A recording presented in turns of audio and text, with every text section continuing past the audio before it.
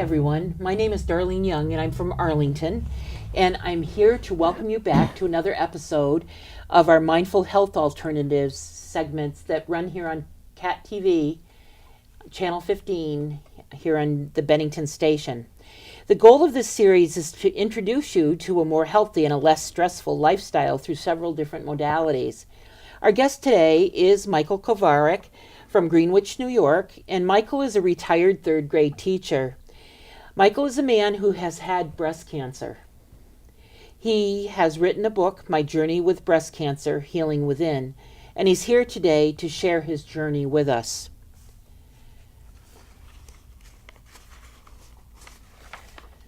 Welcome, Michael. Welcome. Thank you so much for having me on. You are very welcome.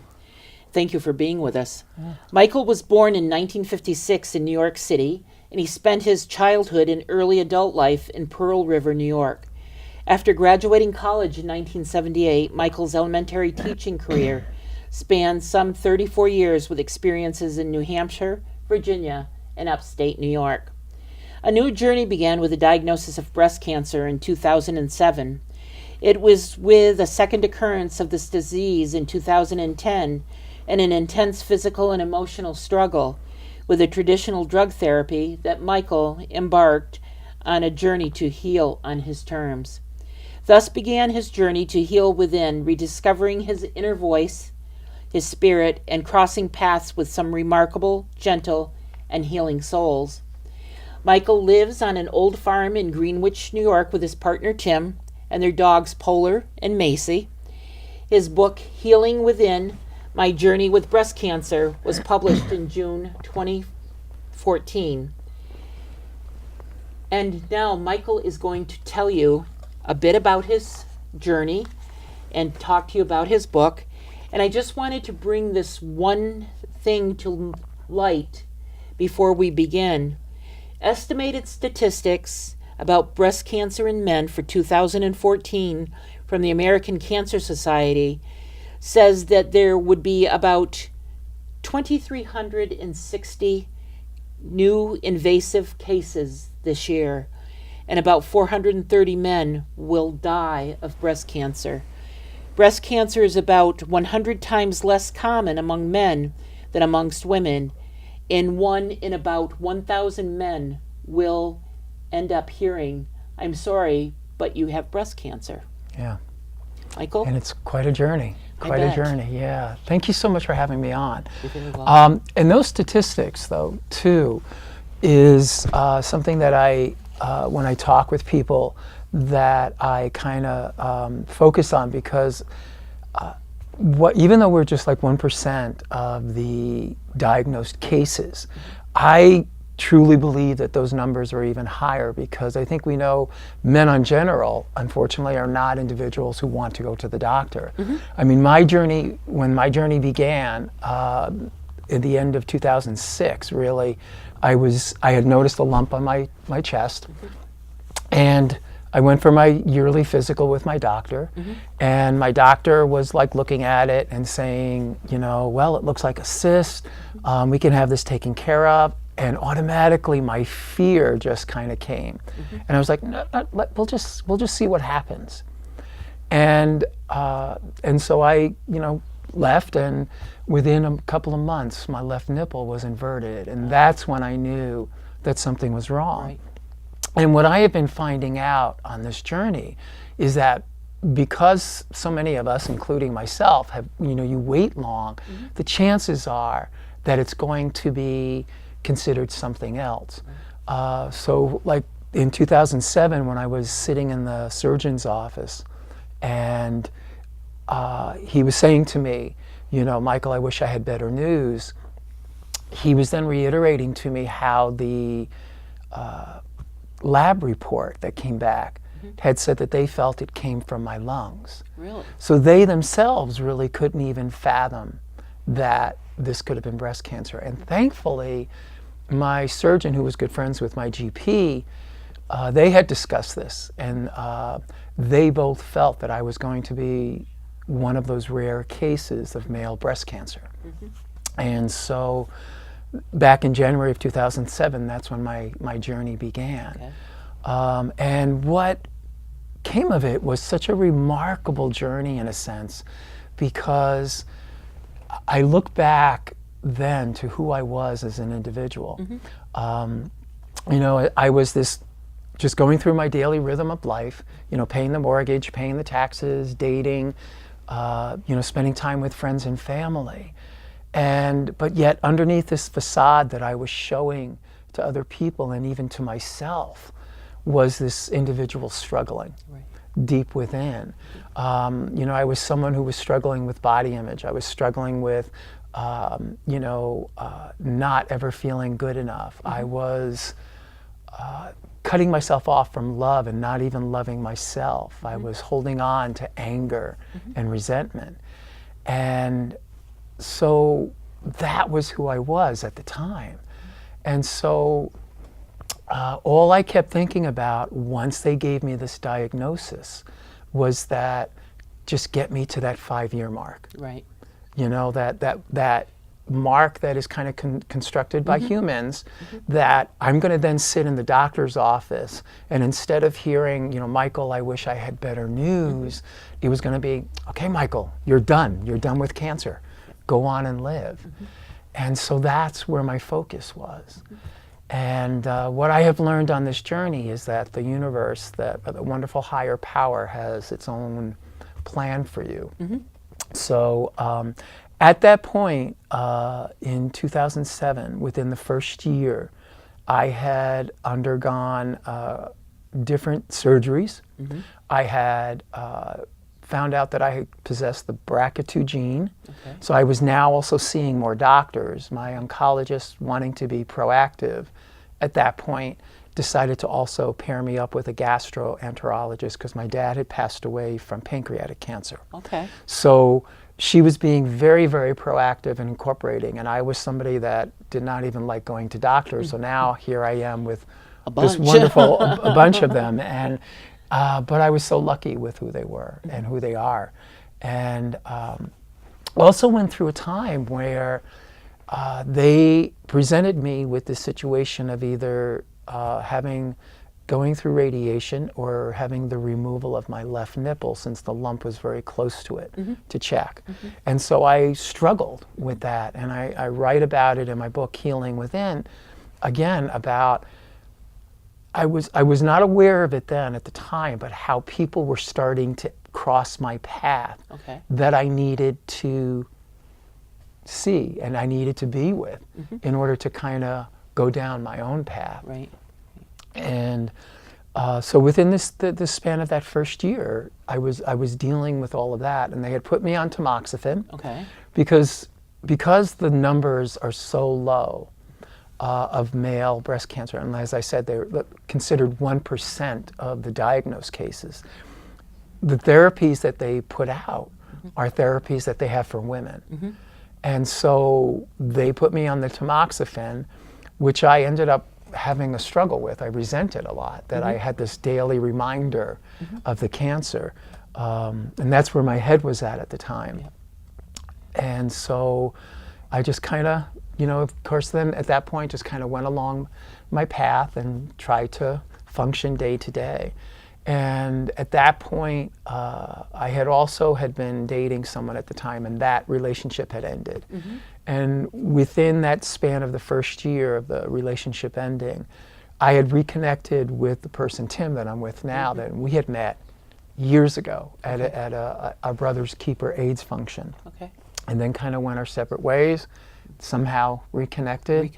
And we then ended up, Tim is from Washington County. I at the time was living in Guilderland, New York, which is right outside of Albany.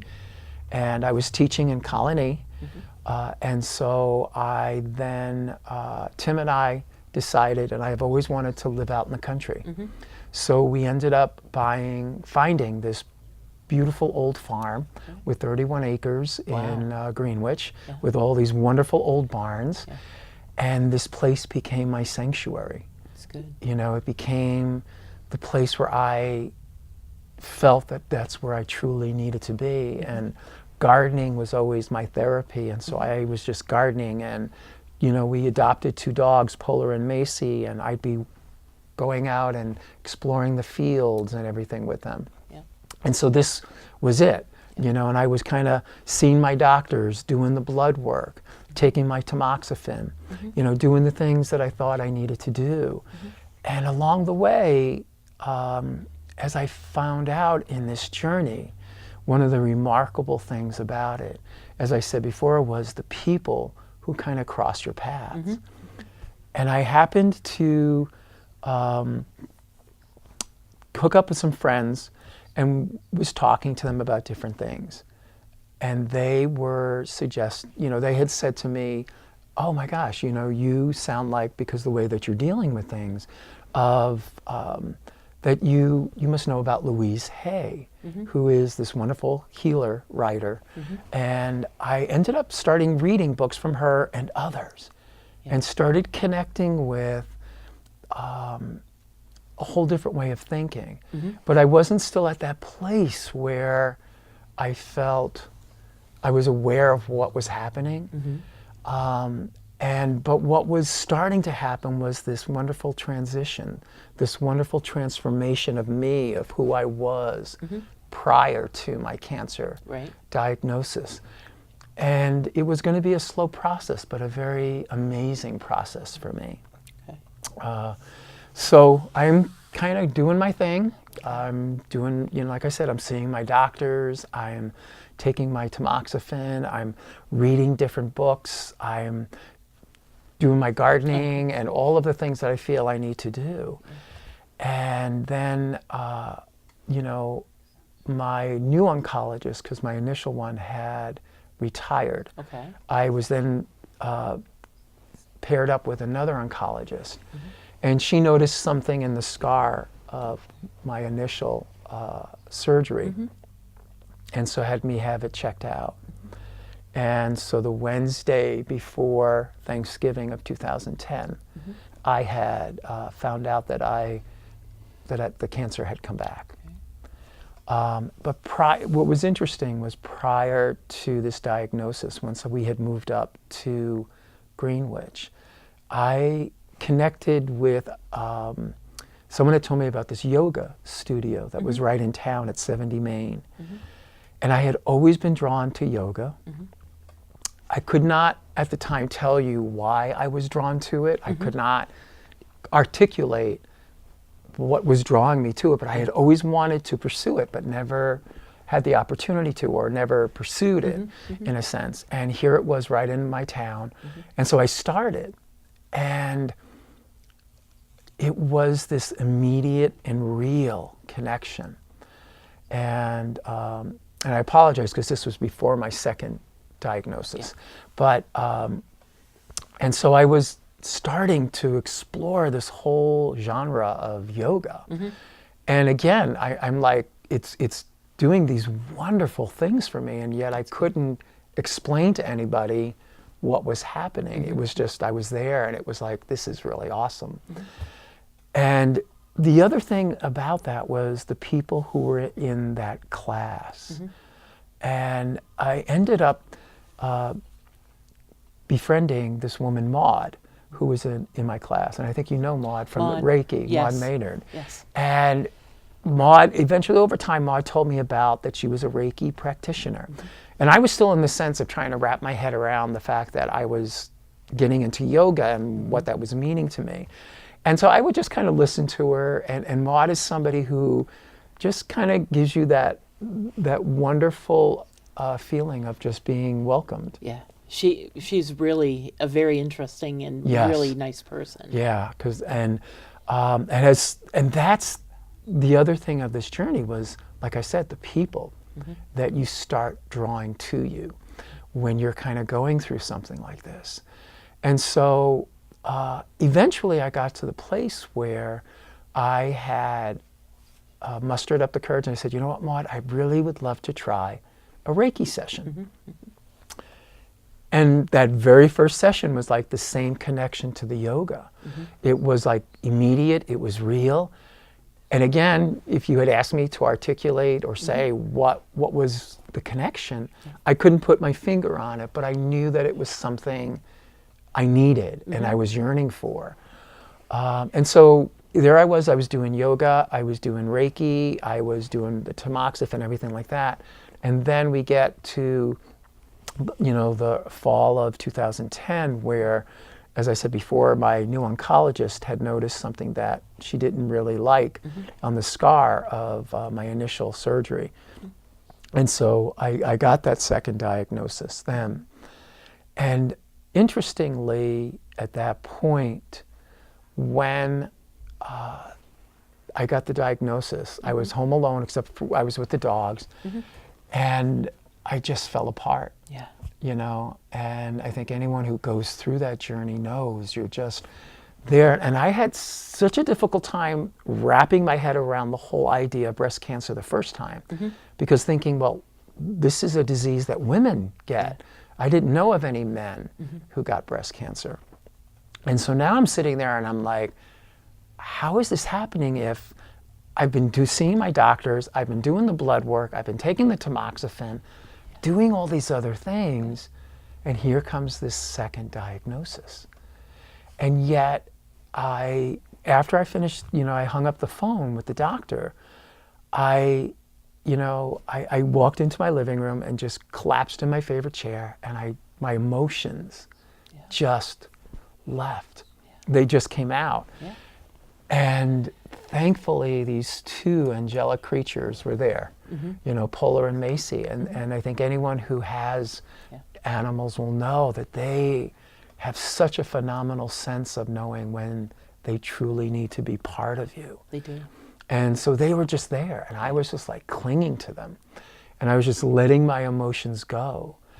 And out of nowhere, I just hear my voice saying out loud, all right, Michael, you need to delve deeper.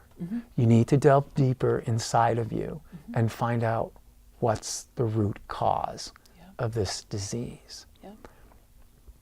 And it was there that transformation was really starting to take root, of who I was prior to my journey.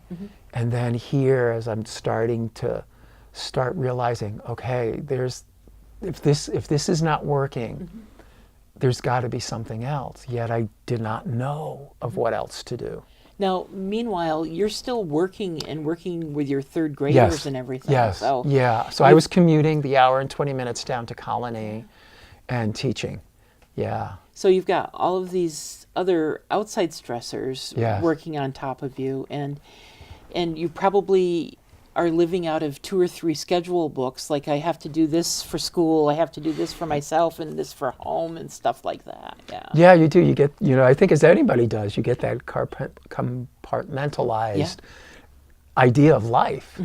And it was that, okay, school, the commute, home, boom, how am I going to do this? And so at that point, after the second diagnosis, and I had the surgery in December, and that time at Albany Med, the first time was at St. Peter's in Albany, and my surgeon at that point had moved to Albany Med and was associated with them there, so I went there, and then found myself with my partner Tim sitting in my oncologist's office as she's sitting there and saying to me, Michael, we honestly don't know what to do with men when the cancer comes back, and especially if they, and they've been on the tamoxifen. Right. And so she had been calling around and trying to talk to different other physicians and people within that whole field of a kind of route to take with this. And so we're sitting there and she's talking to me about, well, we're going to have you do 6.5 weeks of radiation. And then we're going to put you on another drug, Lupron, which is what they normally use for men with prostate cancer. And she's sitting there going through the side effects with me. And I remember I just sat there like, no. Yeah.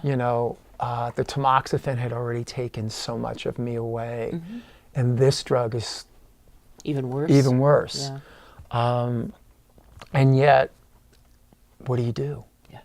And I think that was the scary part right there. It was like, what do you do? So reluctantly, I agreed to start the drug. And at first it was going to be one shot a month for the first 3 months, and then a shot then for 3 months. Okay. Then it would last for 3 months. And so I had to come back in a week or so and get the first shot. I had then, at that point, had started my radiation therapy too. Okay. And so I was getting up at 4:30 in the morning to kind of try to get some exercise in, because I was gaining weight because of all the drugs. The medications. And having to leave our house by 5:45 to get to Albany before 7 for my radiation treatment, and then teach 3rd grade. And radiation can make you really tired too. It's like a cumulative effect, and like in the beginning you're not so tired, but afterwards, after a few sessions of it, it tends to make you tired. So you must have been exhausted. Well, you're just kind of going, and you're just kind of going through the motions. It was like I go back to that time, like as I said before, my cancer days, where just kind of rhythmically going through life. And I was kind of doing that at that point. And within the first week after the shot, I had my first side effect, which was the hot flashes. Oh no. And I have total sympathy for women who journey through that, because it is not a very pleasant experience. And it freaked out my 3rd graders, because I'd be standing there one minute talking to them, and the next minute they're going, "Are you okay, Mr. K?" And I'm like drenched, because you're just sweating profusely. I've had that happen to me a couple of times. I had cancer surgery 13 years ago, and I can go into Walmart and be normal, look like this, and then go up to the cash register to check out and be like drenched, and the person at the register, it's like, "Ma'am, are you okay? Yeah. Should I call somebody?" It's like, "No, it's just a hot Just taking flash." a shower. Yeah, But they're horrible. They are. And like I said, I have tremendous admiration for women who travel through that. And but what was also happening at this point was like when I started getting the hot flashes, of course my initial thing was to contact my oncologist. And so I called, and the head nurse for the office called back, and I was explaining, about the side effects. And she was like, "Well, we can give you this drug too." And the interesting thing, Darlene, that happened at that point, and I wasn't aware of it, again, like the yoga and the Reiki and stuff, was that all of a sudden I just heard my voice saying, "No, I don't want another drug." And, they were pretty adamant about, well, if you want to deal with this side effect, you need, we recommend this drug. And I am very grateful for what was happening, but that voice just came and said no. Yeah. And so kind of went back to my normal routine, doing my thing, dealing with the hot flashes. And then I started getting the mood swings from the drug. And again, the reaction from my oncologist's office at the time was, "Well, we can put you on this drug." And thankfully, again, this voice was being born, in a sense, or uncovered within me, that was saying, "No, I don't want to do that." And so what I also opened up to at that point was, again, people cross your paths, or authors cross your path. And this woman, Faylee, that I write about in the book, who's like my guardian angel, because she reminds me so much of my grandmother, had dropped off a book to me called Spirit Heals, A Woman's Awakening to Her Inner Healing. And from Meredith Young Sowers. And I remember I was looking at the cover going, okay, how is this supposed to help me? But yet that voice inside was going, you need to read this. And I devoured that book, and it was all about empowering yourself, Yeah. and finding your voice. And I started realizing that that's what was starting to happen with me. That this individual who was always very reluctant to speak up was finally starting to say at this juncture of dealing with the cancer that, no, we're going to figure something out. And what also came at that point was my yoga teacher had, Zadie Bliss, had always talked about acupuncture and massage. And so I figured, with the drug, I figured, you know what, I'm going to try this acupuncture, which the reason I had not tried it before was the whole thing with the needles. Yeah. Being, as you know, going through cancer, where every time you go to the doctor, they're Yeah. getting the blood and this and that, and they're drawing this, or some needles being stuck in you. And I'm not a person who loves needles. Yeah. And even now to this day, 7 years later, I'm still having to look away when they have to draw the blood. And here I was going to go, let me see about this therapy that they stick needles all over your body. And so my yoga teacher, Zadie, had recommended someone in Saratoga Springs. And so at Ageless Acupuncture there with Bridget Kinder. And I went, met Bridget. There was this wonderful instant connection. Had my very first treatment, and it was that very same feeling of an immediate and a very real connection. And because I was also starting to venture out and really start looking at different avenues by reading different authors about healing, I started to connect to this whole idea of the energy flow within your body, and realized that that was there for each of those practices, along with this wonderful discovery of being very centered and this very wonderful feeling of inner peace. And that was the connection at the core of the acupuncture, of the Reiki, of the yoga. And I was like, there's something here. Yeah. And so I just kept pursuing those treatments. Still going on with the drug, and then along with the mood swings came these wonderful nightly wake-up calls every hour of having to visit the bathroom. And again, the response was, we can give you a drug for this.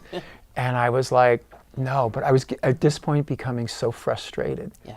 And, doing the radiation at this point, then the radiation now was starting to catch up with me, and the tiredness and and not sleeping. And so I felt at that point that I was like a walking zombie, and you talk about just robotically going through life. I think that's what I was doing. Yeah.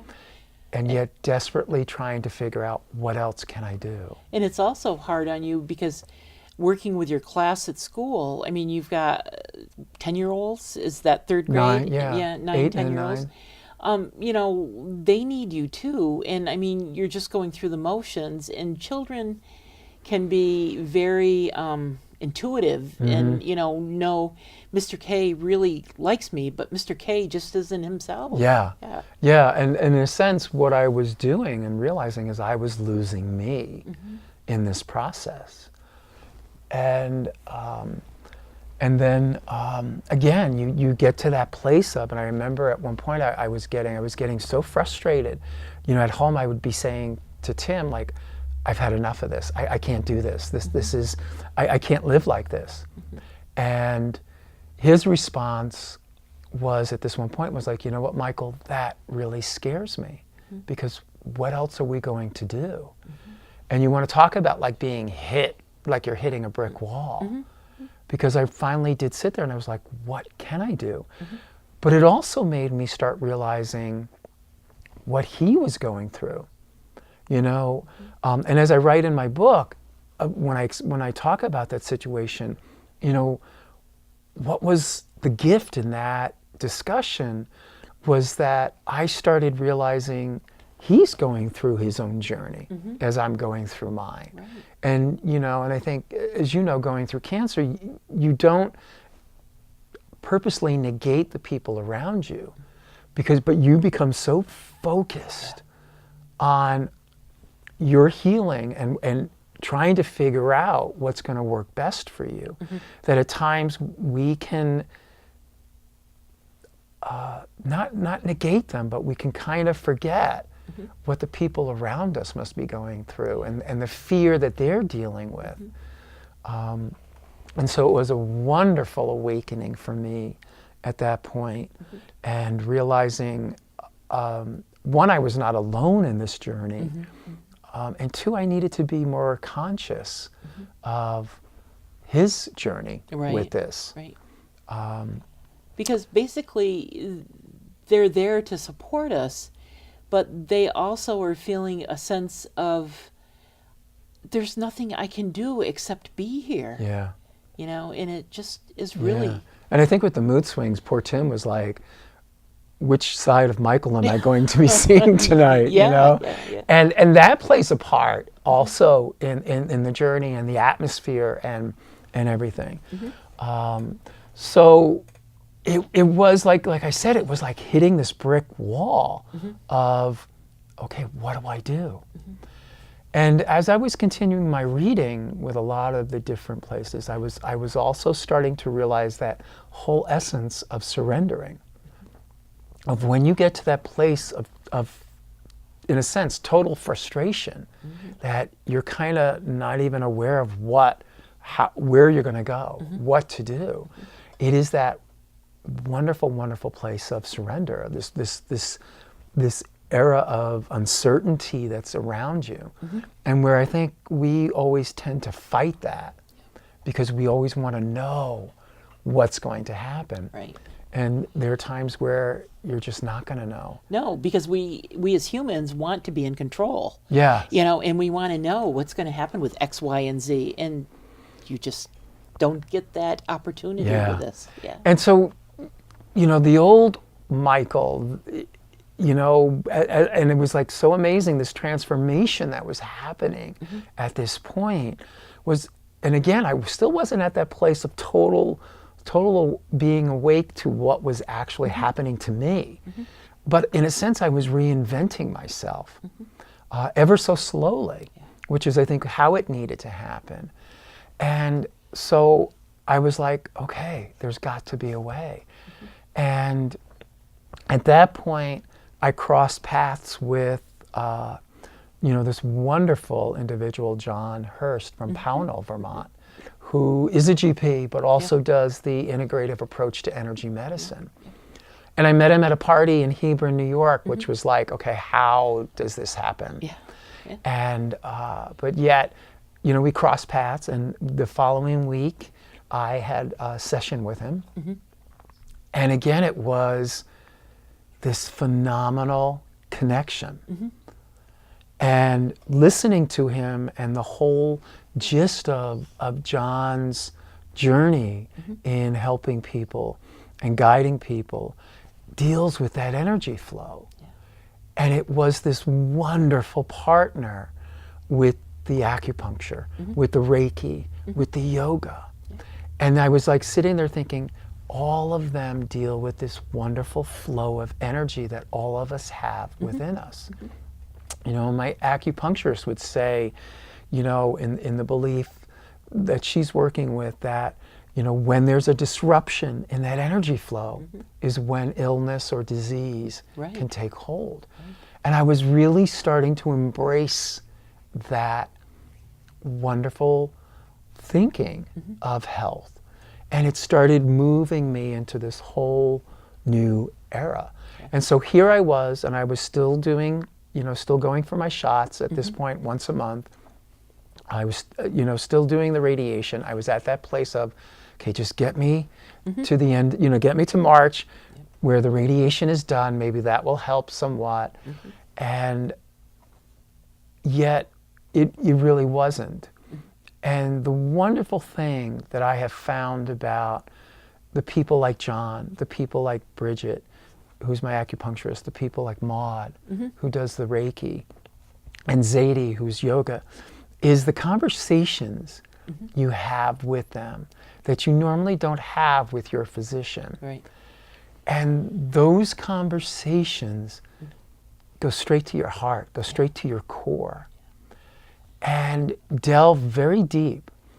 And I started realizing they were giving me more than what I was getting from my traditional route. Right. Now, in your book, too, I don't mean to interrupt, but that's okay. you also made the notation or the comment that you had spoken with Carol Tunney, too.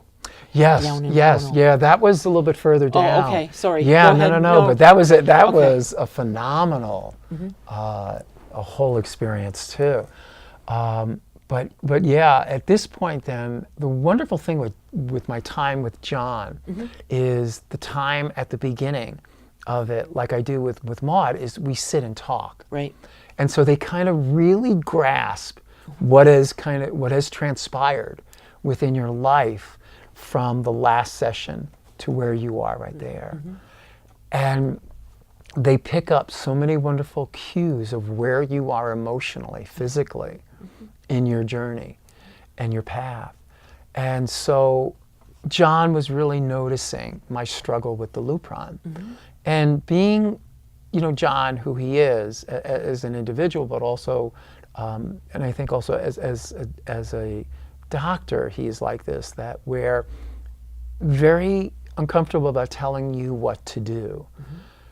And his words were so magical because at one point, as I'm talking to him about all these struggles, he just looked at me and just said, Michael, follow your heart. And I remember I just sat there and I went, follow your heart. And I thought, wow, Yeah. that is so powerful. Yeah. So simple, Yeah. yet so powerful. And within the discussion, he then remarked to me that he knew of the oncologists at the Bennington Cancer Center and that they were, traditional, but very open to other, their patients incorporating other avenues as they were taking the path to heal. And so he got me in to see Dr. Ives. And the wonderful lesson about that was, which opened up my eyes to something that I think subconsciously I already knew, but it was like it just came to the forefront, is, going to the cancer center in Bennington, you walk into this building and there is this atrium and this light just pouring in. And you sit in the waiting room and there's this glass wall that you look right into the atrium and you're just feeling that light and so on. And I remember sitting there just going, this is amazing. Yeah. And the difference in how I felt sitting in that office waiting for the doctor. When I thought back to at that point, my present oncologist in New York, where the office was in the cellar. There were no windows. Oh, wow. You're in this office, very Dark and contained. dreary almost. Yeah, and it had that feel to it. I mean, they had wonderful lighting and everything there, Yeah. but there was this sense of enclosure. Yeah. And so I just was starting to really open up to how the physical structure of where I am plays into how I feel. Yeah. And how sitting in that cancer center in Bennington, I felt at home. Yeah. Compared to where I was, in New York. And so I, at that point, realized this was a good move. And so I met Dr. Ives, and right away, as she walked into the room, it was like, this is where I need to be. Yeah. But what even cemented it there was, she sat with me and she proceeded to tell me what she saw of my records that I had given her, excuse me, and then looked at me and goes, okay, Michael, tell me about your journey. And so I'm just rattling off all of the stuff that I've just shared with you. And at the end, she just sat there and she was like, well, what I'm hearing is that you're really struggling with this drug. And I remember just sitting there going, oh my goodness, because my prior oncologist at one point during one of my times with her had said, as I was going through all of the things I was dealing with, the comment just came out of her of, I'm not stopping the drug. Mm-hmm. And I remember sitting there going, that's not your decision. Yeah. And again, that voice mm-hmm. that I had silenced for so long was there and just saying, that's mine. And that, along with, John's connection to these people, I ended up then shifting over to the Bennington Cancer Center. Okay. And she was thrilled with all of the other things and still is thrilled with all of the things that I'm doing. And at that point then I had made the decision to stop the drug. Really? Okay. Yeah, I had made the decision when I was going to switch that I was going to stop the drug. Okay. And the wonderful thing that Dr. Ives had said to me, which was very empowering, was at the end of our initial meeting, she had said to me, Michael, if you're interested, you want to come back, we'll do the blood work for the base. Mm-hmm. And then she goes, you and I will just sit and talk about when or even if mm-hmm. you might consider another drug. Mm-hmm. And I thought, wow, I have a say, which I never felt I did before. Mm-hmm. So did that, and so I worked, I was seeing John, I was doing all of this, and you had mentioned Carol. Mm-hmm. And John, because as he got to know me, was very comfortable sharing things and knew that I was opening up to different passages. Mm-hmm. And he had mentioned Carol's, Tunny's name, and that she was a shaman, and I knew nothing of what a shaman was or did. And again, he was a wonderful pathway to another person, and ended up having a phenomenal experience with her. It's good. It's very good. Yeah, so, and it was a very powerful mm-hmm. session with her. Now, in your book, I think you mentioned about a journey with the dogs when you were talking with her. Yeah. Do you want to talk a little bit about that? I would love to, because they play such an important part in this journey. When I had gone to Carol, and again, you're sitting and you're talking, and mm-hmm. she's getting all this information and all these feelings from who you are, where you're at, kind of like where you want to go in your journey. And then we go into the room, and she is, I'm on the table, and I've got the crystals and everything, and we're doing everything. And she, at that point, said to me, she goes, Michael, I want you to think of a really beautiful place that, you like to go. Mm-hmm. And the only thing that kept coming up to me was this field behind our farmhouse mm-hmm. that I had been taking the dogs at. Like when I would get home from work, would go out to this field with the dogs and let them kind of run, and I would throw the ball for Polar, mm-hmm. and Macy just kind of was off doing her own thing. And so I said to her, this is what I see, and the dogs are here. And she was like, fantastic. Mm-hmm. And it ended up Polar was the one who was leading me to all of these different, pictures and times in my life that we would look at. Uh-huh. And at the end of our time of these phenomenal different little, I guess, vignettes, if you want to mm-hmm. Call them that. And she was like ready, she was figuring we were kind of covered everything we had talked about. Mm-hmm. And she was like, okay, where's Polar? Mm-hmm. And I was like, he's running up to the farmhouse. Mm-hmm. And she was like, really? And she said, okay, let's find out why he's going there. And then we ended up taking this journey within my house with something that was going on there with me and a friend who was staying with us. And this whole thing unfolded that I had not even shared in my initial talk with Carol. Mm-hmm. And it was very magical, it was very powerful, it was very healing. Very healing. That's very good. And and again, as I've said to you when we first met today, was like, if you had talked to me 15 years ago, I would not, shaman, psychic, Yeah. astrologer. How I don't think I would ever be doing that. No. And here I was opening up To all of to these. this.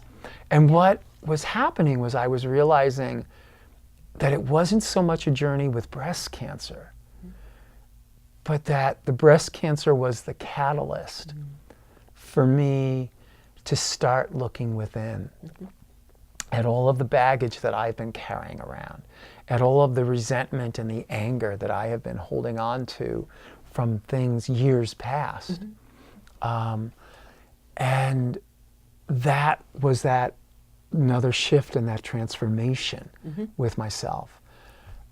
And so I really then started, delving into all of that and really looking at it and realizing that there were these two paths in front of me. There was that emotional self and the spiritual self, and that they both needed to be together. Yeah.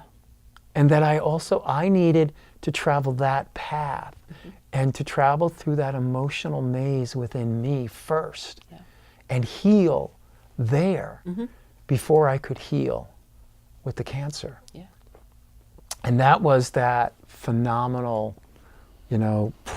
shift Yeah. that happened. And so at this point in my journey, I am still not on any medication. Okay. I go see my oncologist every 6 months. She moved me back to 6 months instead of the 3. Right, and we take it a day at a time. Right. And right now, everything looks great. The numbers are great with the blood work and everything else. And I also know that I have a partnership there, which is what I realized is so important. Yeah. And that so many people going through this journey don't seem to have. It's really a one-sided journey. And this, I just feel, is such a wonderful partnership, which to me only aids in the healing that I am journeying to. So, right now and so as I was saying, I'm on this wonderful path.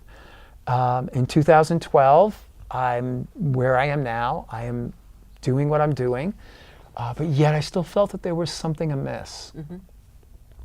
And so I had learned, and at that point had also gone through, connected with a friend of ours who got Tim and myself and a few other friends involved in a Buddhist study group. Okay.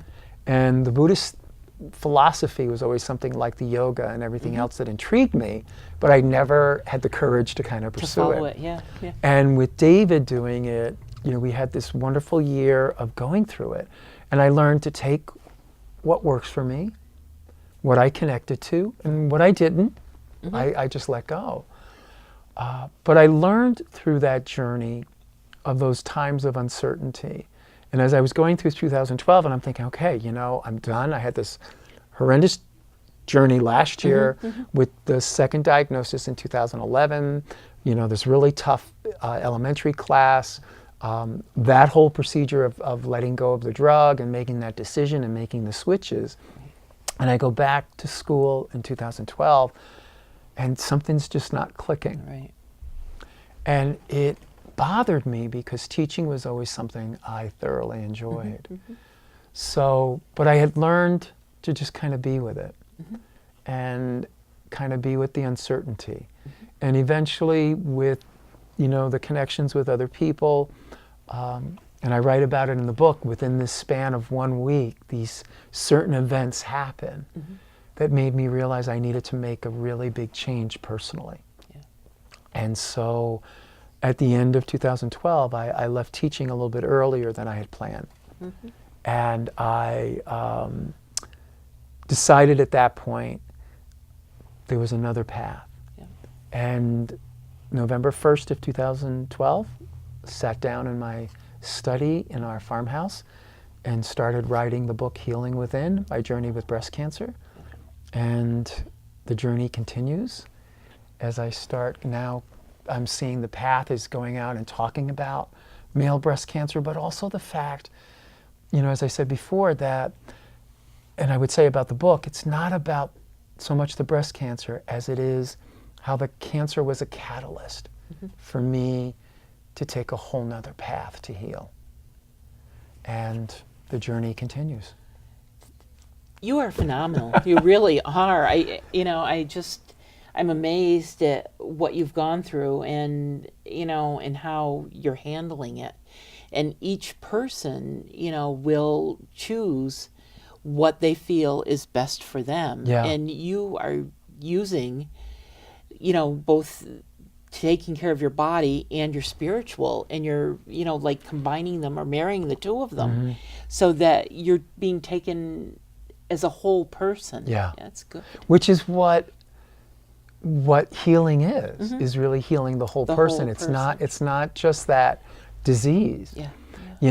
But the thing is, people don't have to go through a cancer journey To do this. to do this. I mean, a lot of the times it's these type of situations, whether it's an illness, whether it's a personal tragedy, whether it's a personal loss, or even just going through life's daily challenges, it's really starting to opening up and looking at the choices that I'm making in my thoughts, in my actions, my reactions, in anger and resentment that I may hold on to. I mean, like, I look back to my pre-cancer days and where, anger and resentment, were my partners in life.